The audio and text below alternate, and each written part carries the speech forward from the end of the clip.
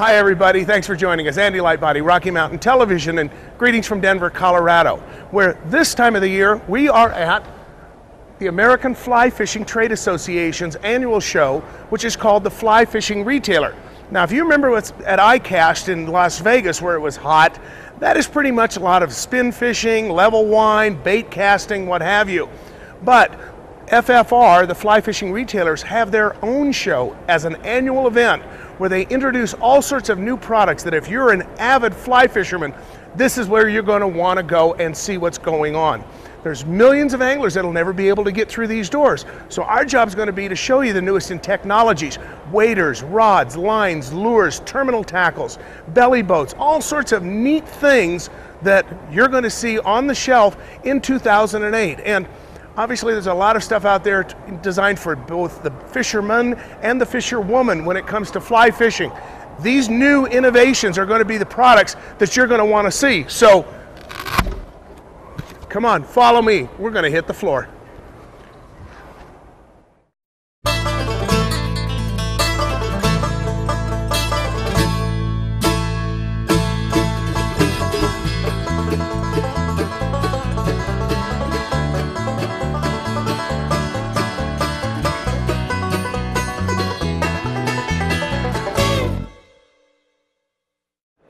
Here at the Fly Fishing Retailer Show, there's obviously a lot of products that are out there that are designed to catch fish. You've got the rods, and you've got the reels, and you've got the lines. But one thing that we don't often think about, and probably we should, is what are we using in terms of those kind of flies and those kind of weights? Well, there's some major concerns about the conditions of lead in the water. And there's a company here that's joining us today that is basically trying to get the lead out of fish and waterfowl. Joining me is John Unger, who is the owner of Boss Tin. John, tell us a little bit about some of the innovative alloys and some of the metals that you guys have used in Boss Tin to, quote, get the lead out.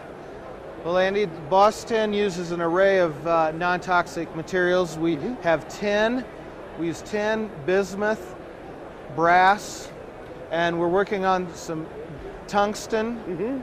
But our fly fishing dispensers are filled with tin. Some of our larger jig heads is a bismuth tin mixture to soften up the bismuth. We also came out with a bismuth weighted fly tying hook this year. Now, what would be the advantage over that? Obviously having a pre-molded fly tying hook, it takes a couple steps away from the fly tiring, having to put the bead on and wrap either lead wire or tin wire around that. It takes a couple steps away. It's easier just to put it in the vise and tie the material straight onto it now. Straight onto it. And the variety of different sizes going to be? Yes, we offer an array of sizes, 4 different sizes in our scud hook. We have the bismuth bead molded right on for look at that. Some of the pheasant tails. And then we do the streamer and the woolly bugger hook where the shaft has been molded along with the bead. What is the concern about lead? We're hearing more and more about it now on a national level, that it's not good for the environment, it's not good for fish or fowl, is it? It's not good for the environment at all. You're right. A lot of the states on the East Coast and West Coast, and even our national parks and state parks, have already mandated some legislation in the use of lead. So a lot of the states have banned the use of lead up to a ½ ounce. So ½ ounce and smaller has been banned because the fish ingest it, the waterfowl ingest it, and it gets into their systems. We eat the birds, we end up ingesting it. So we're continuing the cycle of almost lead poisoning ourselves then, because of the fact that the fish or the fowl that's ingesting it. That is so true. That is so true. That's scary. We've been very well received. Okay.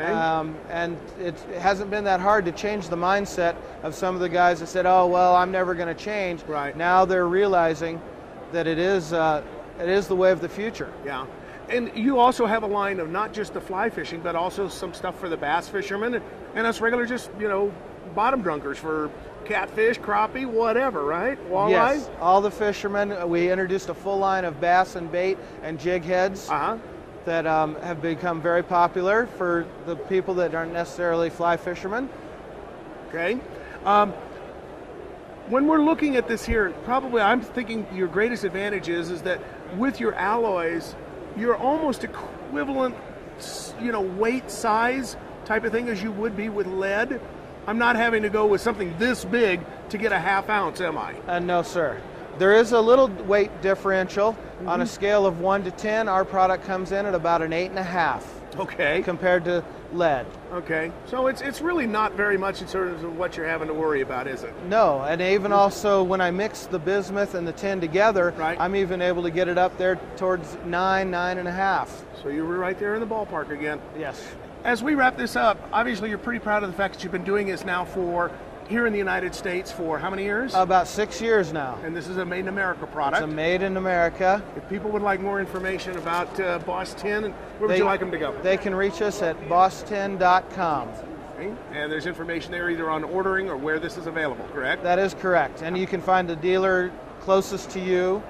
And go from there. Yes, sir. And obviously then thank you, John. Obviously then start doing things that are good for the environment. Whether you're a fly fisherman or whether you're a bait caster, the Boss Tin line of stuff is really indeed the wave of the future. And obviously from health reasons, if nothing else, the fish and the fowl that we're eating, if you're an angler or a hunter that goes out and likes to harvest this kind of game, well, guess what? You're poisoning yourself. We think this is probably a real good way to go, and obviously is something that is going to be not poisoning our environment.